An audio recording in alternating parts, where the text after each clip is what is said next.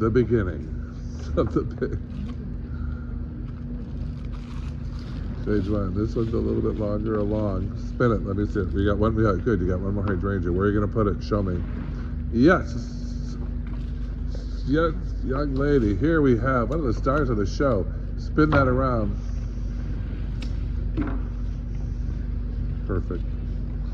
Here we have one of my seasoned designers here at the school. She's been to class before. You got a hole right on this side now. Turn it around. Facing you. Keep going. Pick up that white rose right there and pick it up a little bit. This one. Yep.